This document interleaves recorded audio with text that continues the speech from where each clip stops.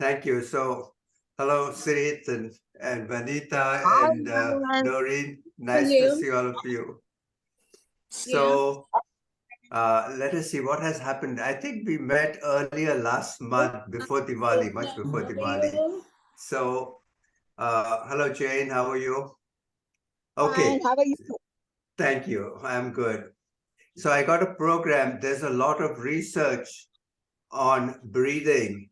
You know, we used to think, and that is still true, breathing is good just for the lungs, and it helps us be strong, and it helps for yoga, it helps for other things. But now they have realized the way you breathe,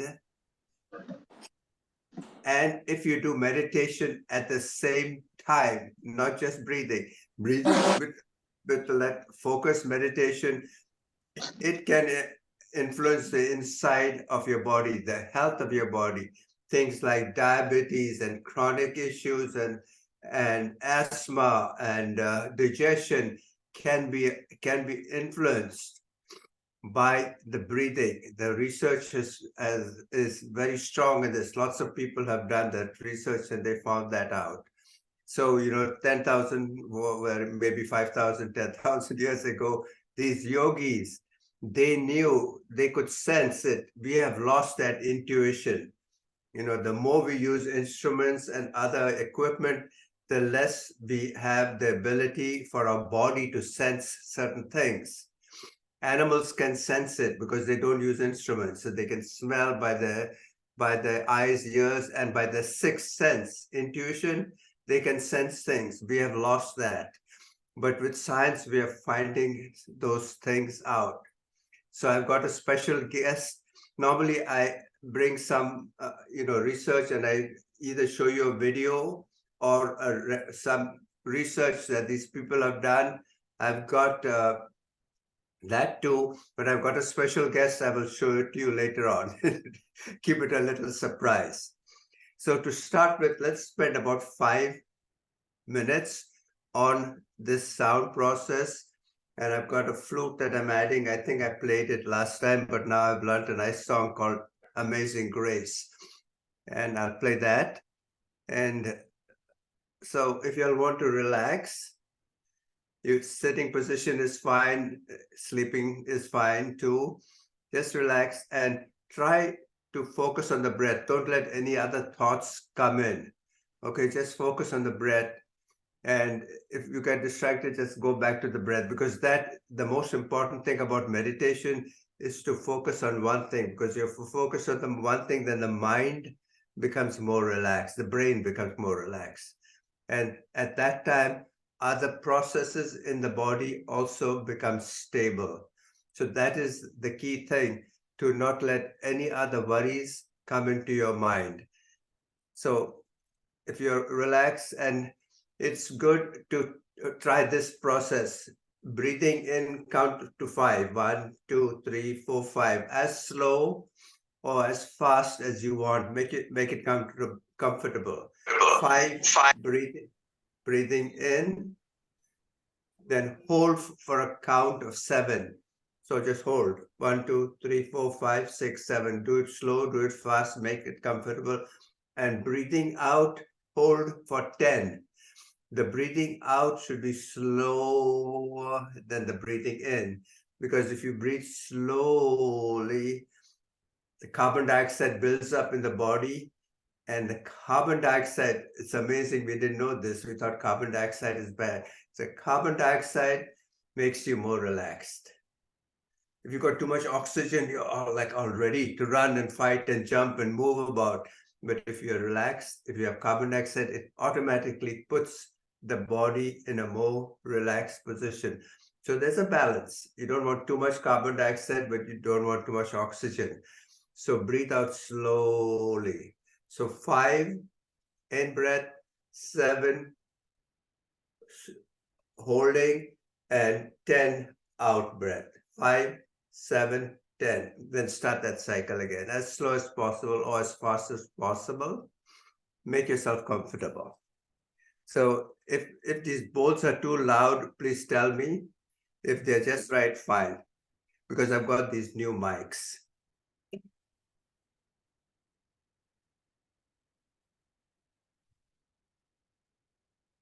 Can you hear everybody?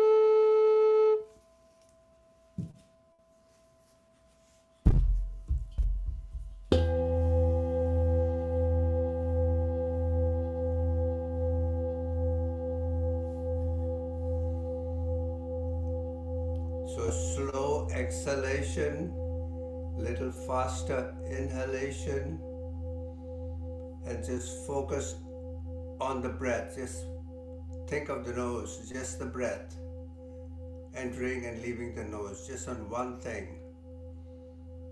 Don't worry about anything else going on in your life.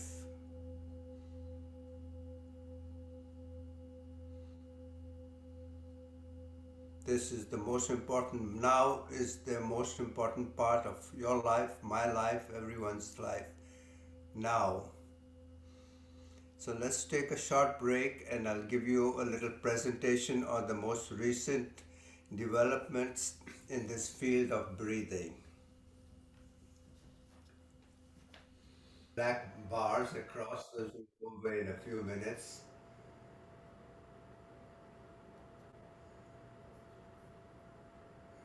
So I've got a picture of 4 different people here. The first guy, his name is Anders Olsen. He's from Sweden. He's written what has happened in the last 2 years or 3 years. A number of people have written books. These are the most famous of those books. Bestsellers. Lots of thousands of people have bought these books, and they are all on breathing, and they're all from different parts of the world. So this guy's from Sweden. He did a lot of work with athletes, people running for races and things like that. The next guy is James Nestor. He's from United States. He spent almost 20 years doing research. He was like a hippie, like many years in the early 1990s in California. And some Indian person, some guru was there in California teaching them breathing and yoga. So he started looking at that and he got interested. And he spent the remaining 20 years, of course, he used to publish things from time to time, so that's how he made money. But his main research was in breathing. He went from America, he went to Europe, he went to Paris. In Paris, he went into graveyards and tried to look at the skulls of people. And at that time, these are like 1,000 years ago, the skulls and the noses of the people were much bigger. It's become smaller. All our across the world, our heads have shrunk a little bit, our noses are smaller. So that's why a lot of us in this age have breathing problems. So he's given some suggestions. The next guy is Patrick. He's from UK. He came up with a thing called BOLT. This is breathing oxygen training for life. And that's what he came up with, a system in UK, in England. And lots of studies on how to breathe. The basic thing that all of them say is breathe very, very slowly. The slower you breathe, the better for you. And if you're anxious, you're breathing fast. Fast breathing is the worst thing we can do. So every time you get a chance, whether you're talking to somebody, whether you're going shopping, crossing the road, there's traffic, whatever the situation is, breathe slowly. And this guy is John Douillard. He spent time in India. He learned yoga, he learned Ayurvedic medicine. So he's an Ayurvedic doctor, but he's done a lot of work on breathing too. So now this is the surprise that I had for you. I said I'll give you a little surprise, and here it is. This is my daughter.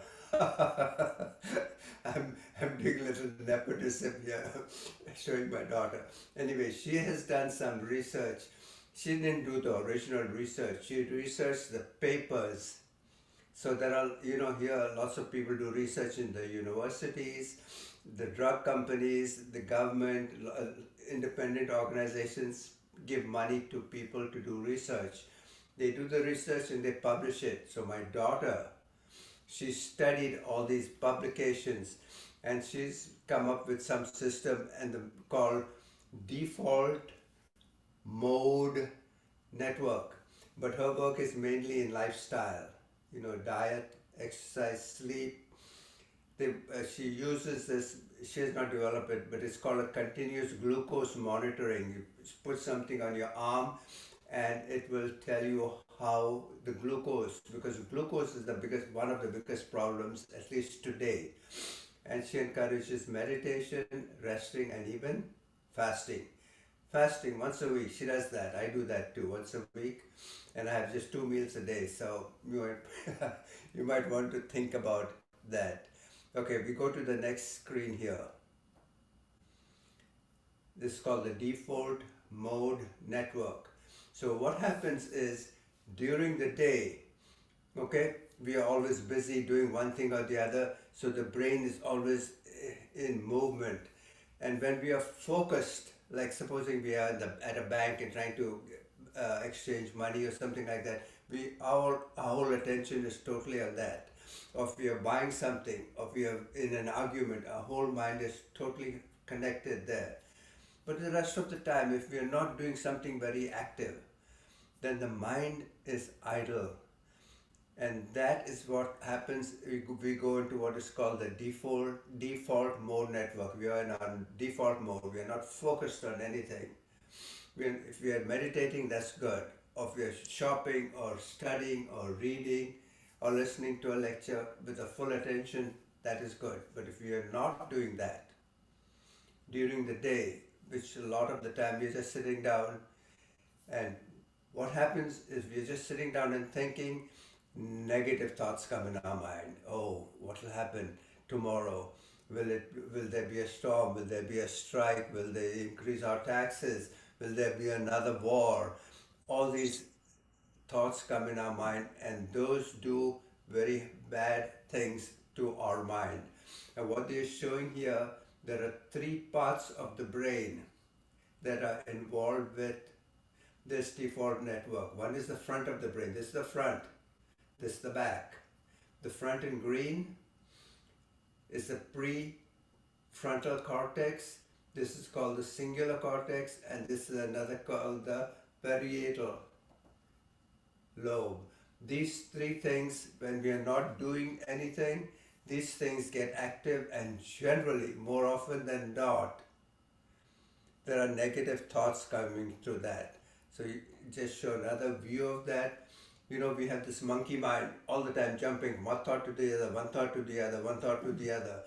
And that is we are created that way so that we can all the time wonder what to do, where to get the food from, or how can we make sure we got protection, we got food, we got a house.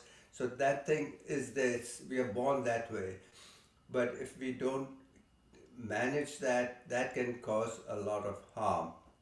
And in this one, this is what is called the subconscious mind. We are not aware of it. So most of the time, like when we are small, from the age of 0 to 7, we are learning things. And after that, we do things just automatically. When we are walking, we don't think about our left leg, right leg. It's just automatic. We're opening the door, we open it automatically. If we're dealing with someone, automatically we'll talk nicely to them or we'll talk rudely to them. So it's all subconscious. 80% of the time, the subconscious mind is controlling us.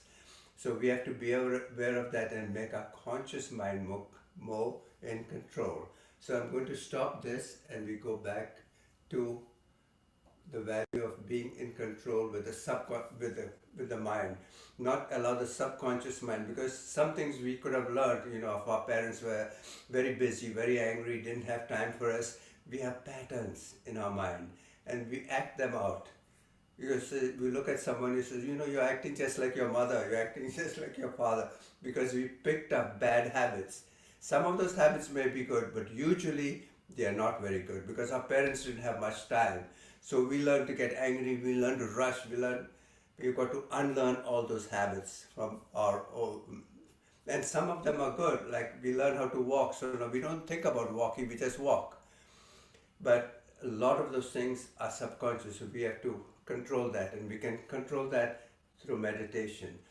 And what research my daughter and other people have found is, if you meditate, while you meditate, what happens, that the oxygen goes down here and the carbon dioxide creates a balance. So that and if you get angry, what happens, cortisol comes in the body, and that cortisol puts glucose in the body. So all our all our veins and arteries are full of sugar, and we need that. Suppose we need to fight or run away. There's a storm coming, you have to run. We need energy, so we need that sugar in the body. Most of the time, we don't need it. Our life it's not like somebody is going to shoot us every minute. But sometimes we think of something bad, immediately sugar comes in the body. We think of somebody said something to us 2 years ago, sugar comes in the body because we get angry. So if we are balanced throughout the day, just be calm. The sugar does not come in the body. And so then you don't get diabetes. You don't get all these problems of breathing, of heart attacks, because there's no sugar in the body, it's out. That is one big advantage of meditation, because you're calm. You're not putting sugar in the body. So we got about 15 minutes, let's do some meditation. And during the day, this is practice now, but during the day, whether you have instruments or not, the important thing is to just be relaxed. Sing a song. As soon as you sing a song to yourself, you don't have to entertain anybody. Just sing a song to yourself, or do something relaxing. You won't get sugar floating in your body. That sugar is the worst thing. Of course, if you eat less sugar to start with, that is even better. That's a diet thing. But we get sugar even if you eat a fruit, a banana, it has sugar. And then if you say, that guy charged me 10 rupees more, you get angry, sugar goes in the bloodstream. And then it has to be removed. If it's not removed, it sticks to the arteries. Then you get clogging and you get clots, and then you have to have operations and heart operations and all these other things. You can get strokes. So many different internal problems are caused. So meditation helps minimize that. Okay, so let's listen to this music. If you want to stop, this music will not directly cure you. It just helps in the meditation process, and it helps you to be a little more relaxed. That's the purpose of this sound healing. In some cases, it does help if you have the right vibration, but the most important thing is your own control of your own mind and your ability to stay relaxed. So you are healing yourself. Jesus, when he was alive, people said, "You cured me." He says, "No, you cured yourself." So each one of us have the ability to cure ourselves. Okay, let's do some meditation and some sound healing. And can you hear this? Just put your thumbs up if you can hear it. Okay, thank you. Okay, close your eyes if you want to, and breathe slowly, very slowly. Count of 5, hold. Count of 7, and release very, very, very slowly. Count of 10. 5, 7, 10. Very, very slow. And think of one thing, anything. The easiest thing to think of is your breath. Very, very slow.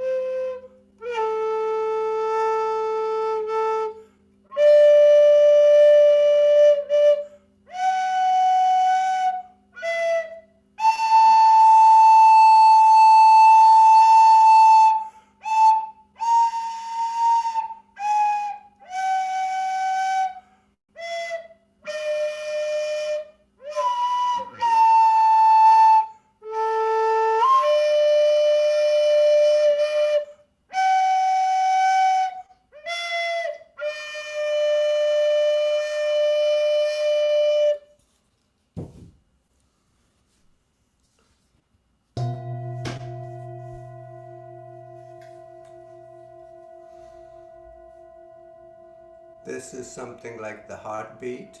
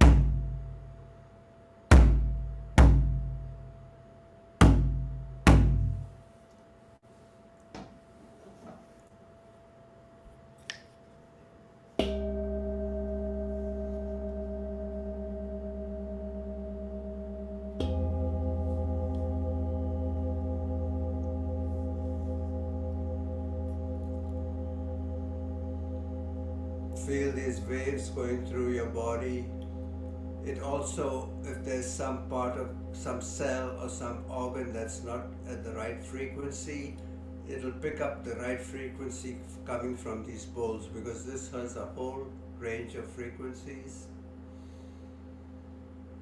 And be calm, just focus on one thing, the breath.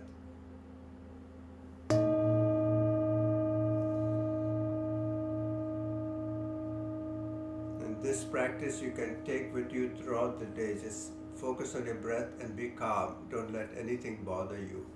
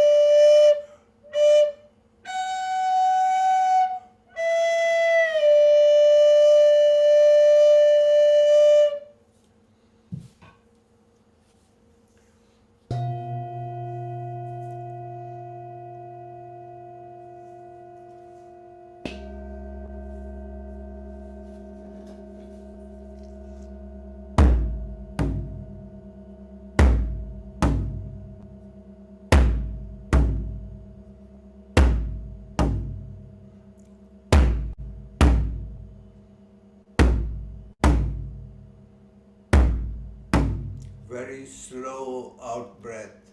The slower it is, the better. The more relaxed you are, the more you can remove all the sugar from your veins and arteries. Less chance of any kind of disease, chronic diseases.